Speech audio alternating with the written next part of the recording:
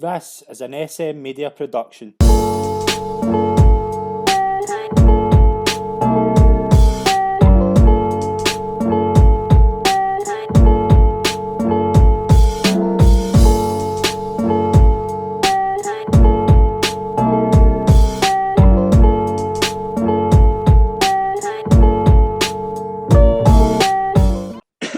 Hi everyone, and welcome to the latest episode of GolfTalk right here on SM Media. I'm Scott McPike, delighted to be your host as always. Got a very exciting show this week. We're going to look at this week's Open Championship at Royal St George's.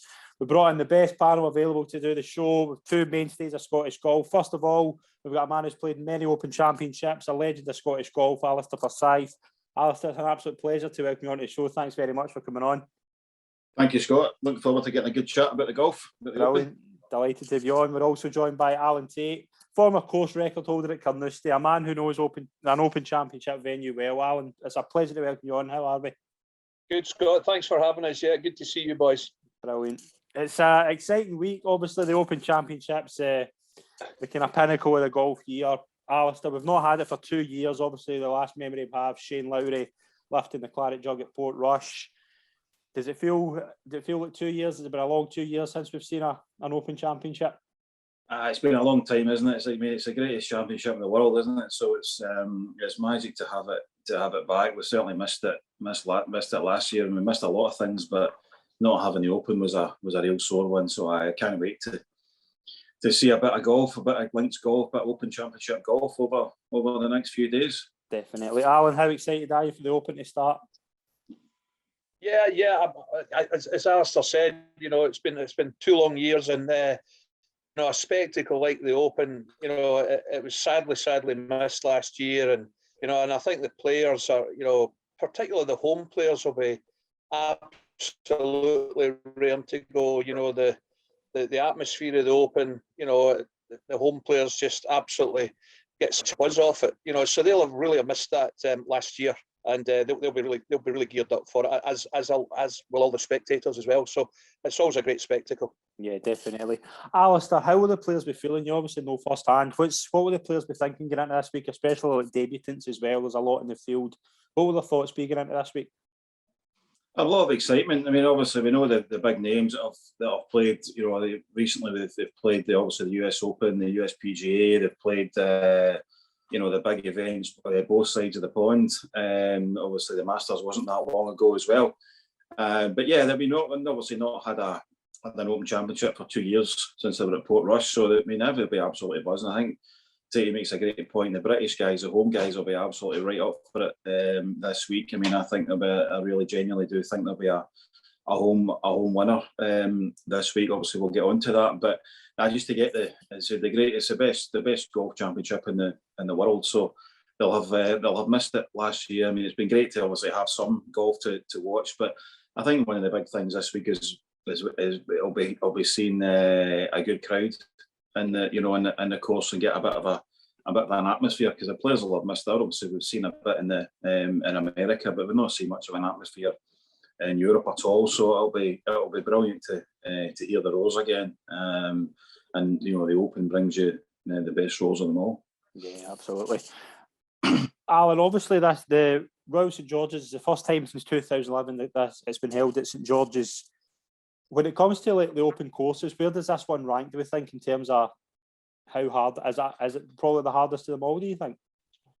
Yeah, I think, Scott, again, we're stating the obvious, that the weather always plays a huge part in the Open. And I don't think St George's is the toughest. If it's pretty calm down there, I think you'll see really, really low scoring. And the weather forecast is pretty good. It's to be pretty warm, not much wind and not a lot of rain. So, I think we could see sort of not record shooting, but I certainly think there's plenty of chances out there. It's not the rough's never that brutal. It's more the kind of wispy grass. It's not like a Carnoustie, for example, where it's wind bushes and heavy. So it's a type of course. I think you just get it as far down there as you can, and even if you get in the rough, as I say, that the rough is the last time I've seen it, it wasn't that penal.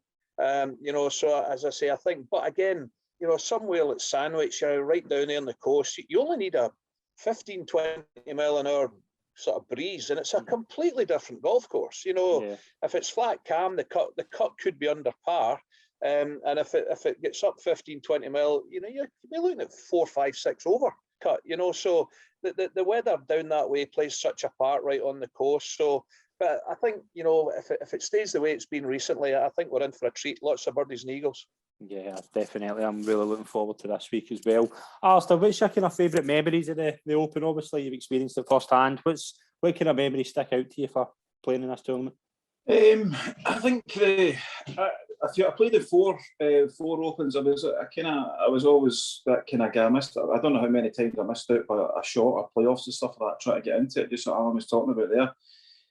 But I put myself in a right good place a couple of times, including at St George's. I think I was on the Saturday. I was in the second last group playing with Thomas Bjorn on the Saturday. That was my first time. That was my first Open in 2003.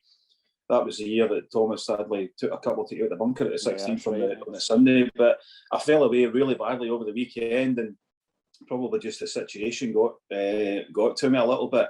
But that's the kind of golf course that it can. I think Alan's right. There's going to be, you know, if the weather stays pretty calm, there's going to be a lot of good chances, etc. But it's a golf course that you can get some seriously bad bounces on it, and that, you know, whoever comes through this week will have had a good bit of luck on this side. But no, the whole experience of the Champions, you really know that you're at a huge event. There's a massive spectacle from the amount of people that are there, the organisation that goes on. So it's certainly the best tournament I ever played in, regardless of where it was.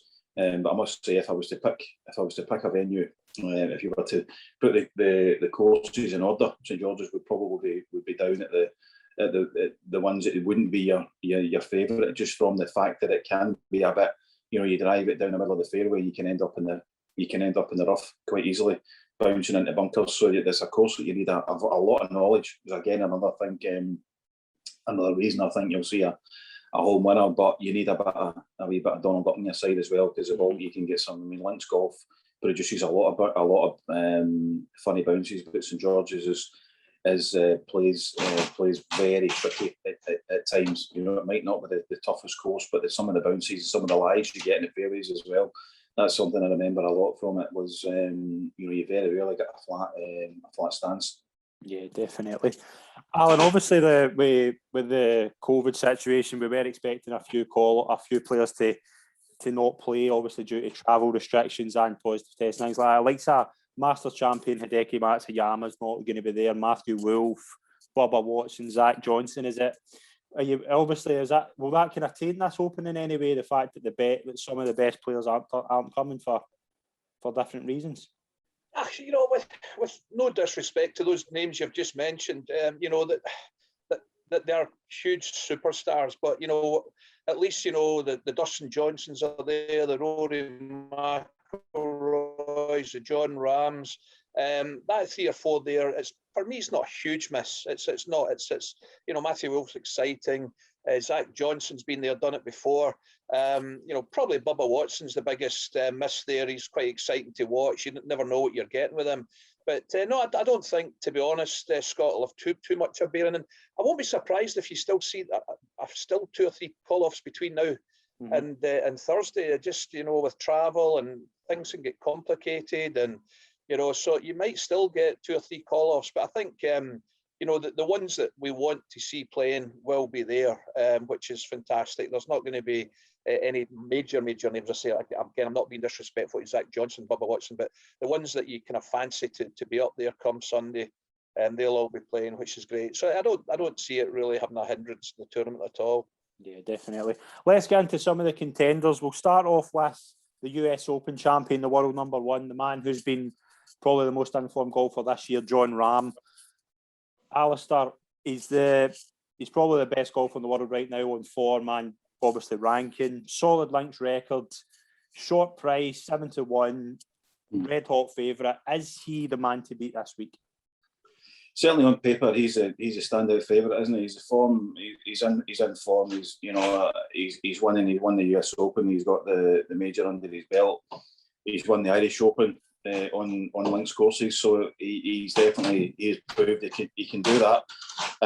Even with it, people sometimes question his temperament. He's going to win the US Open, so absolutely, he is an absolute standout favourite, and he's almost at a point now with Jon Rahm that you can't expect him to be at least in contention.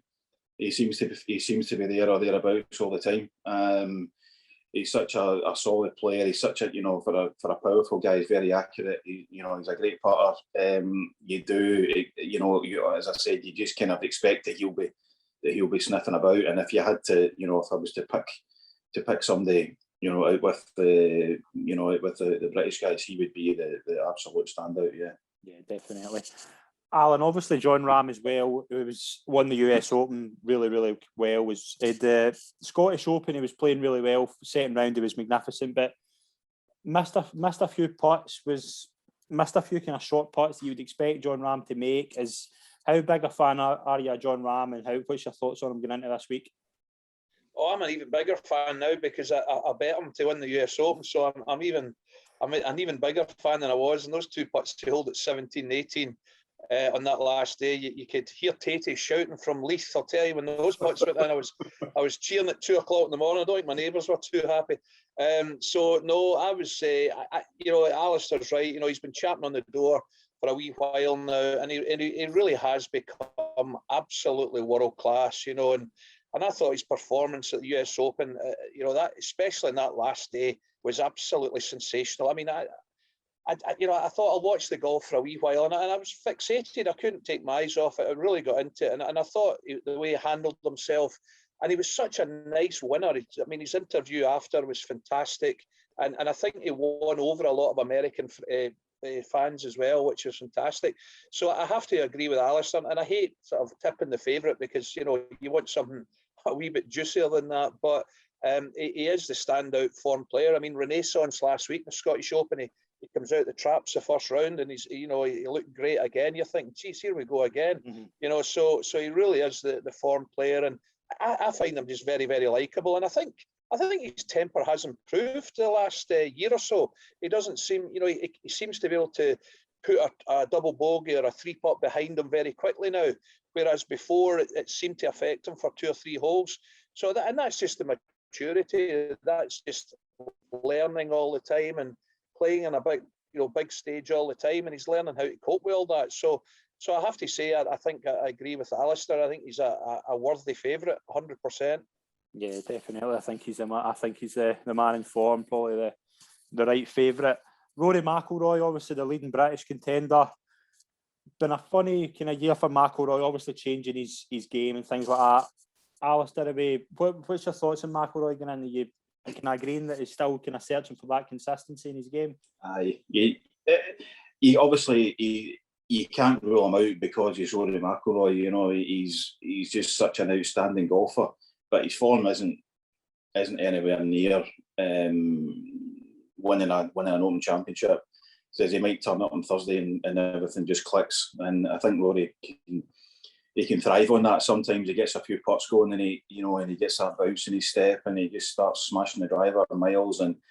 But I don't think he's going there with any real expectations, and I don't think he's certainly not going there full of confidence. He missed a cut recently, last week in Scotland, didn't he? Which is just totally. That just isn't something you'd expect from Rory McIlroy. But as I said, stranger things have happened. It's the Open Championship. I mean, he's going to be right up for it. He'll be champing at the bit to do well. I know he's still tinkering a wee bit with the swing. There's a wee bit in between coaches and things like that. So we don't know how that's going exactly. But he'll have spent a bit of time. I know he's been doing some stuff with Pete Cowan.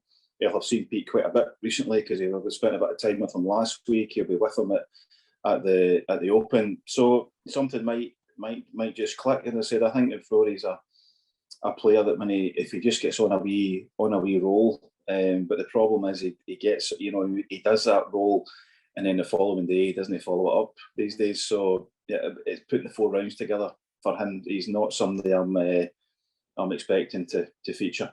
Yeah, I don't know about you, Al, but I think he seems to put an awful lot of pressure on himself in the majors these days. He seems to be, on the back foot right away in the first day. He seems to be, his body language, it's almost kind of not panic stations, but he's almost trying to win it on the first day. That's exactly it. And I think, he shouldn't have to. He's such a world-class player. Just go out and play just relax, play your normal game, and it will click, it will come together. But he just seems to be carrying an awful burden just now, and he just seems to be getting down on himself very quickly, and then he's on the back foot. He's a couple over, everybody else is going 5-6 under, and he's chasing it so early on nowadays. Yeah, he plays himself out. He played himself out of so many tournaments in the first day. Ends up finishing like 7th or something like that. But because he's played fantastic at the weekend, but he's put himself out of it early doors. I totally agree. Yeah, definitely. I think that's you've hit the nail on the head there. Dustin Johnson's an interesting one. Obviously, the form-wise hasn't had a great year, but he's one of the few players kind of at the top of the field who've had experience of this course. Alan, what do we think of Dustin Johnson going into this week? Obviously finished tied second in 2011. No, I think he actually quite enjoys links golf. I think he likes the fun of it.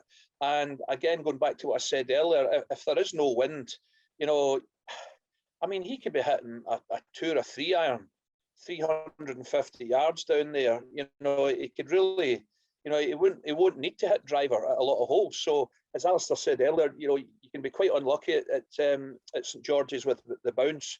So he can reel that back a little bit, and he'll be hitting 3-4 iron to where some guys will be hitting a driver to. So and again, fantastic iron player, great putter. He's got the all-round game. He wasn't number one in the world for no reason. But there will be the opportunity for him on certain holes where he can get the big dog out. And he'll reduce par fives to a driving a 9 iron, or there'll be the odd par 4 he'll be close to. So again, he's if he gets off to a good start first day, he won't go away. He'll be there, and as I say, I think the weather might play into his his advantage given his length. Yeah, I think so as well. Alastair, what's your thoughts on Dustin Johnson going into this week? Yeah, I think it depends how he approaches it. We saw a couple of years ago when we had maybe was that 3 years ago now, when the Open was at Carnoustie. Sorry, Alan. I had to get it in there. When you saw the guys turn up at Carnoustie, and as soon as you saw them, the way they were talking about it, because the course was with a really hot summer, believe it or not, in Scotland that year, and the fairways and everything were burnt out. Yeah. So some of the big hitters turned up and tried to bully the golf course. In my opinion, you just can't do that at an Open. You just can't do that at an Open Championship. It's not set up for that. And they were found one thing at the end of the day, it was a plodder in Molinari that won at Carnoustie. So I think if Dustin Johnson goes about it, plotting his way around, hitting his, as Tait says, hitting his 3 iron down there, 300 odd yards, and bringing the driver out just on occasion, I think he could really contend. But when there was a few of them, they were standing up at the first at Carnoustie trying to drive the green. It was absolutely crazy. Just mind blowing. Yeah. I know that hole was a 2 iron and a 7 iron. Absolutely. No, absolutely. And you're trying to drive it into the eye of a needle. I don't see anybody succeeding that takes on that type of strategy. But yeah, I think if he plots his way around, you can rule him out because he's top class. Yeah, I think so as well. We'll move on to Brooks Koepka. He's made a couple of interesting comments today about the golf course, Alan. What's your thinking of Koepka going into this week? He's basically said that he basically said what Alastair said, if he could pick an Open venue, that should be at the bottom of his list. Yeah, and his form has been a little bit in and out. He showed some brilliant signs at the US Open. That last day it was sort of coming down to him and John Ram, but he hit some weird shots as well that last day, like really un-Koepka-like. So I think I think he just went through a wee bit of a lull for him. He's expected to win every time he pegs it up.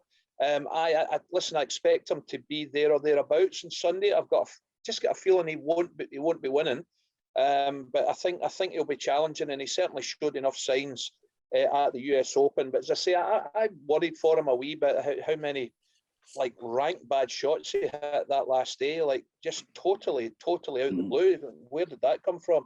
So he's hasn't quite been himself. Sorry, Alan, he's not quite been himself since his injury. Yeah. So maybe his injury and he's lost his confidence a little bit, and as Alastair says, he's sort of tinkering with his swing and stuff like that. So there's maybe a wee bit going on in his head, but I think, you know, for me, he's a sort of top 10 this week. That's what I would be thinking. Yeah. Alastair, would you go along with that, Koepka? I think so. As I said, it just hasn't quite. I know he's featured at the US Open, the US PGA, but he just hasn't quite got over the line. There just seems to be a wee kind of spark missing. He almost kind of, he's kind of almost, it's like just go and play golf. You know, there's a wee bit of that kind of loves a wee dig at things, a wee comment, and obviously him and Bryson's carry on and all that. And do you think that's real, or do you think it's for show?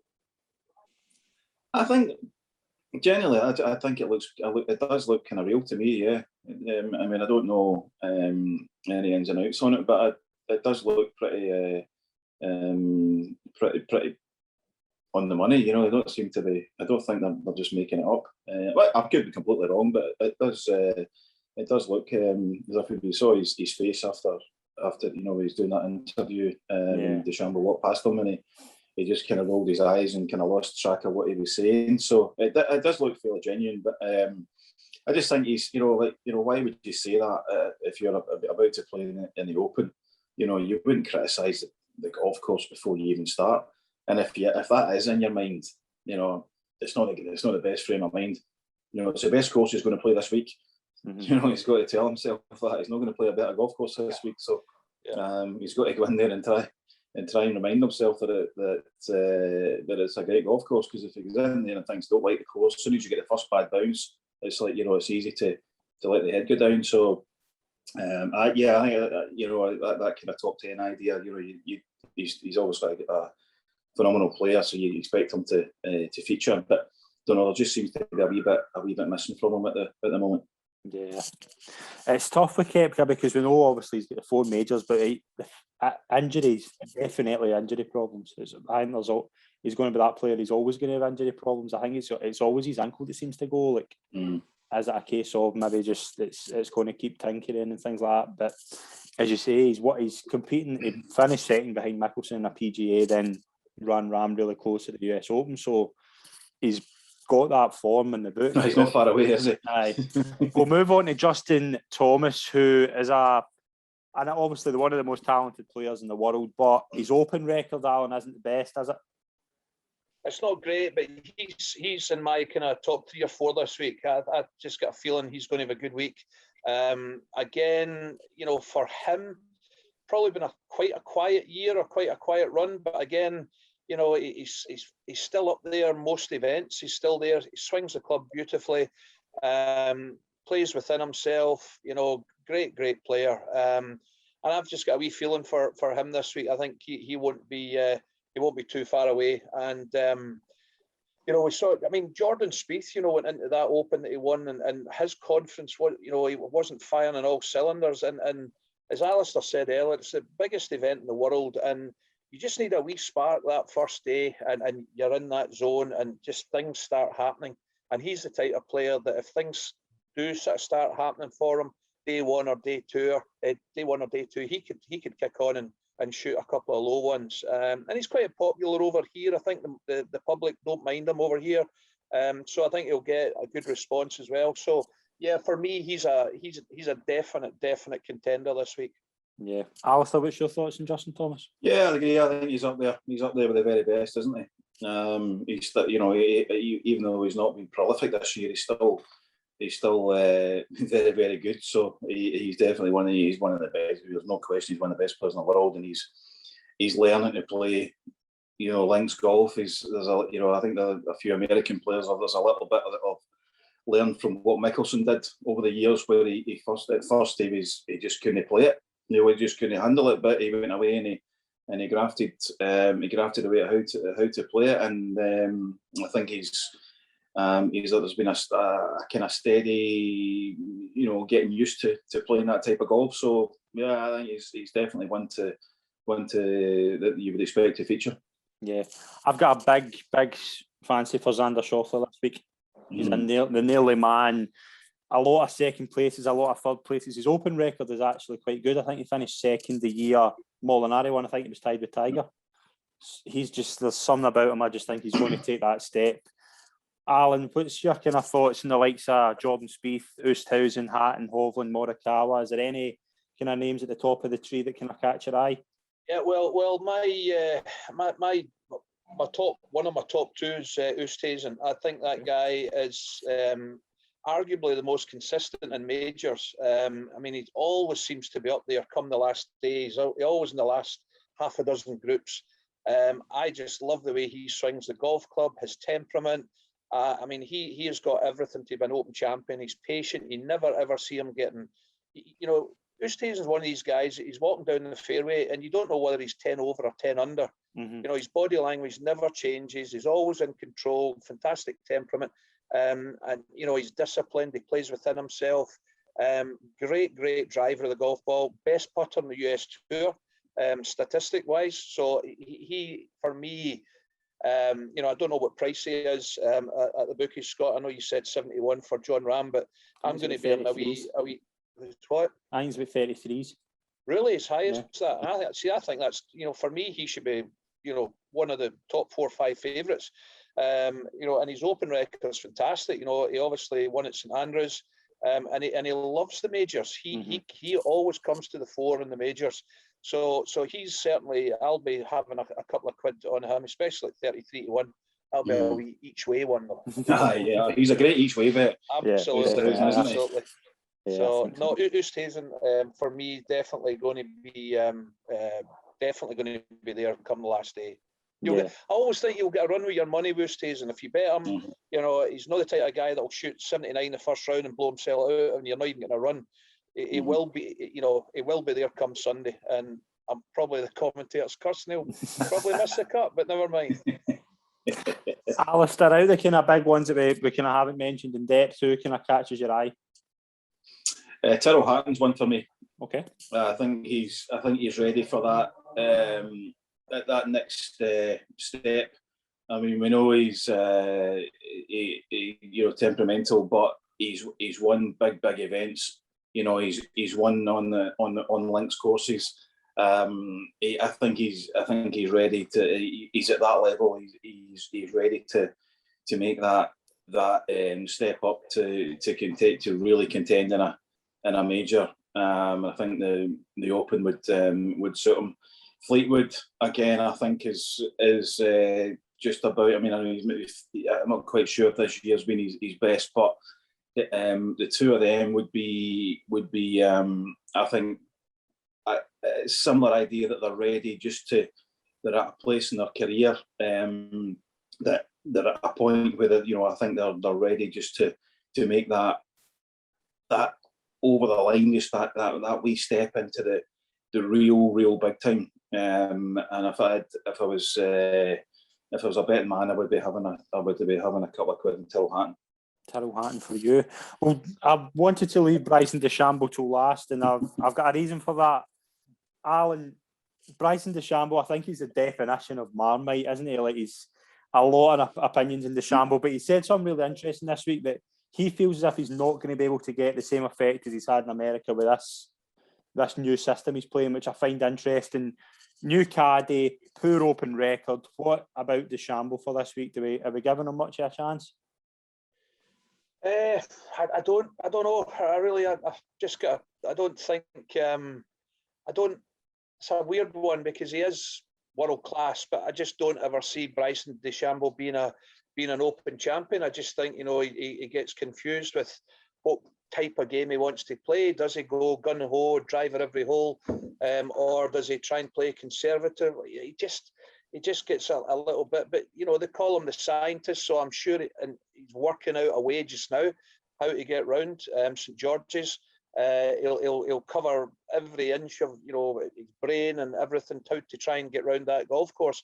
But for me, I change my mind about him. Some days I like him, and other days I can't stand him. He is Marmite, and and it changes with me all the time. There's been sometimes I've thought, you're actually all right, you're quite good for the game, and then other times I don't think he's great for the game. I think he can be, quite stroppy and kind of spoiled kid, and then other times he seems quite charming, and then sometimes the way he plays the game, I get quite excited and think this is fabulous, and then other times I'm going, what are you doing?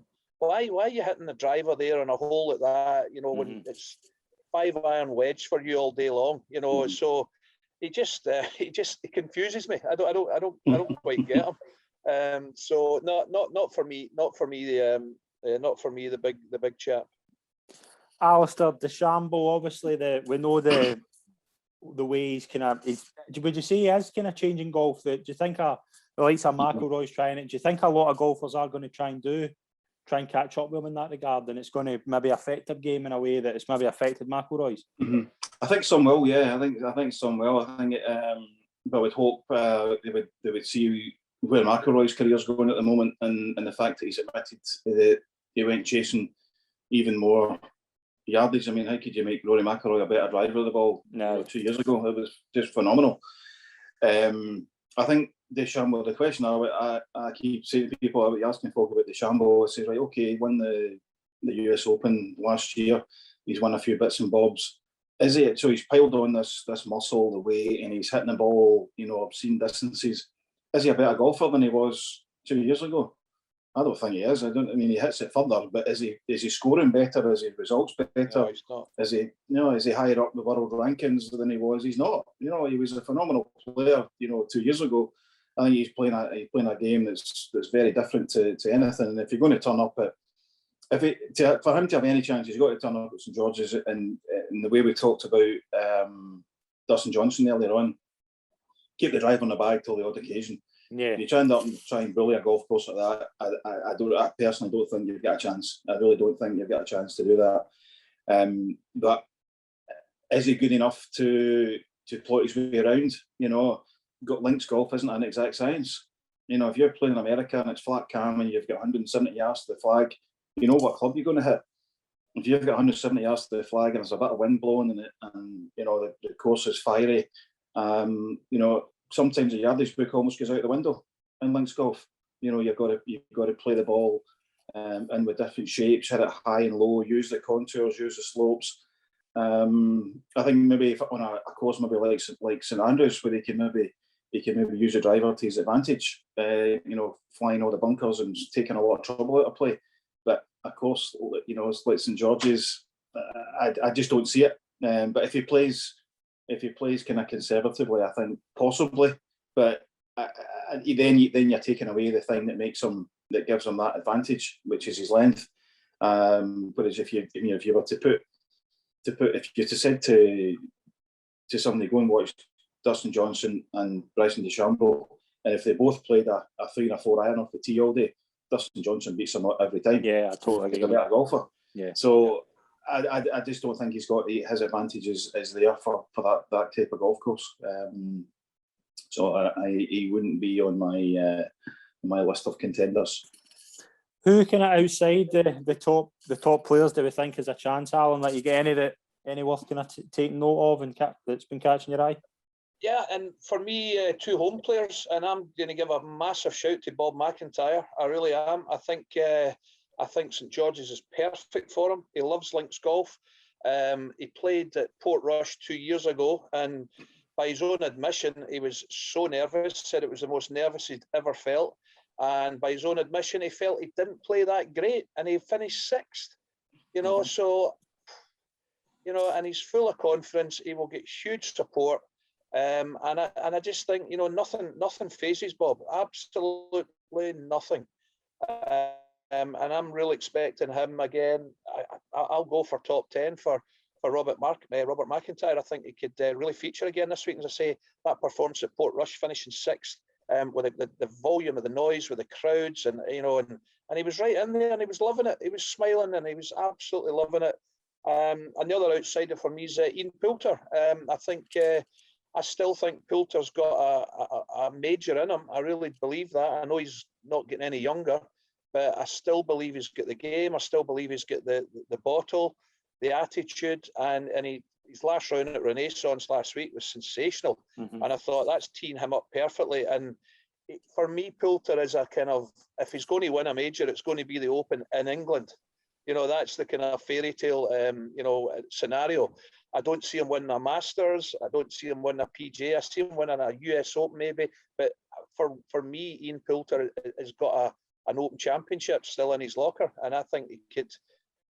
And again, you imagine the crowd the last day. If Poulter's in the, one of the last games, he'll get so much support, and he'll thrive on that. I mean, we see him at the Ryder Cup and the singles and the doubles.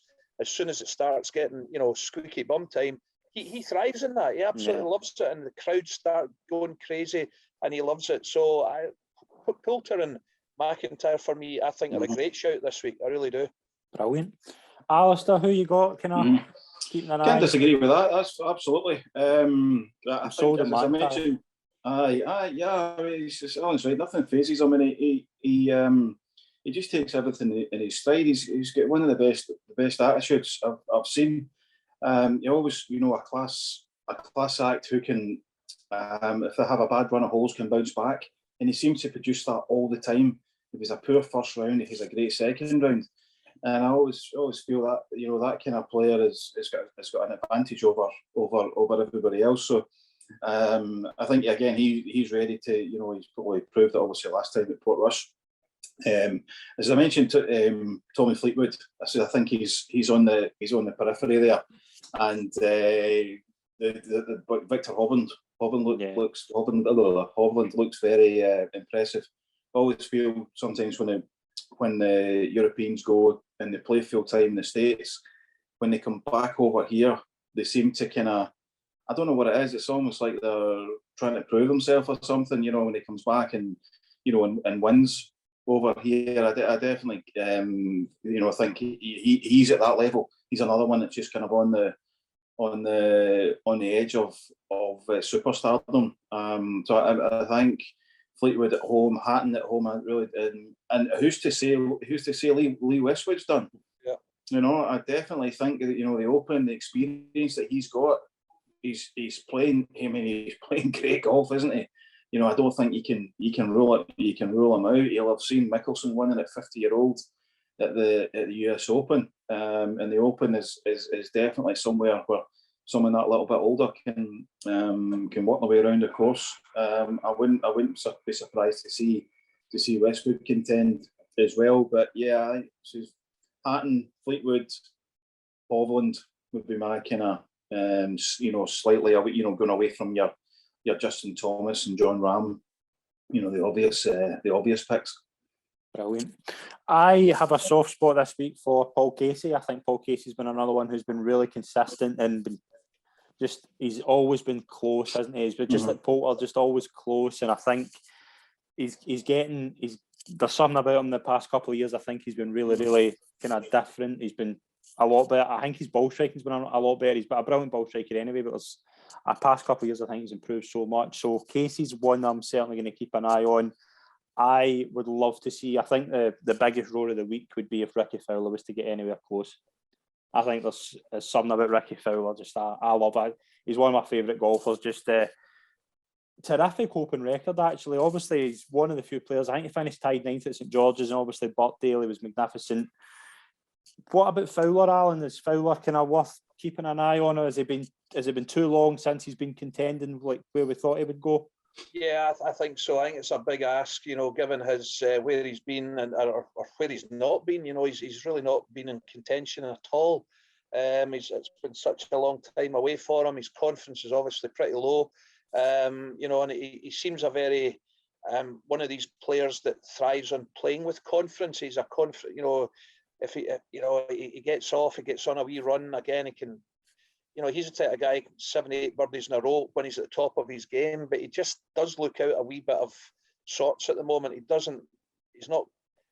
just doesn't look the same guy that he was, 24 months ago. There seems to be something really missing, and I think it's just confidence. So, given that frame of mind to go out and win a major when you've been out the loop for so long, I don't doubt for a minute Ricky Fowler will be back in the winning circle. The winning circle's hopefully sooner rather than later. But that won't be a major that will kick that off. It'll be maybe a smaller event in America where he's comfortable, and then the rebuild starts. So I still think he's a contender for majors in years to come. But if he makes a cut this week and maybe finishes top 20, top 25, that would do him the world of good. But I don't see. I'm sorry, Scott. I know you love him, but I don't see Ricky being Open champion this week. Alastair, have we got a thought in kind of likes of Fowler and Casey? What's your thoughts going on with them? Casey, I can see, yeah. Casey, he's obviously he's contended a couple of times and and not quite finished the job off. So I'm not quite sure if he maybe just wants it too much, or there's a wee get over the line issue there. Fowler, see, if you hadn't mentioned his name, I wouldn't even know if he was in the tournament or not. He was at the US Open. I think he got in through alternates.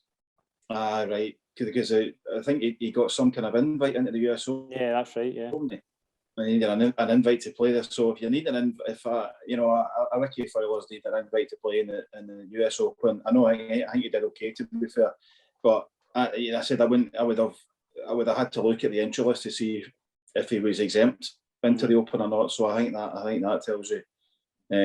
I think he needs he's in a wee bit of that place where Jordan Spieth was. Yeah. And he needs that kind of. He's got the ability. There's no question about that. So whatever's going on, maybe in his mind or his technique or whatever, I'm not quite sure what's. It doesn't take much to be going on between the ears or a bit messing about with your swing. And I don't know if he's jumping coaches or what's going on, but he's got the ability though. He's got the quality that he will likely be back contending and winning again. But no, it's not. It's not going to be on Sunday.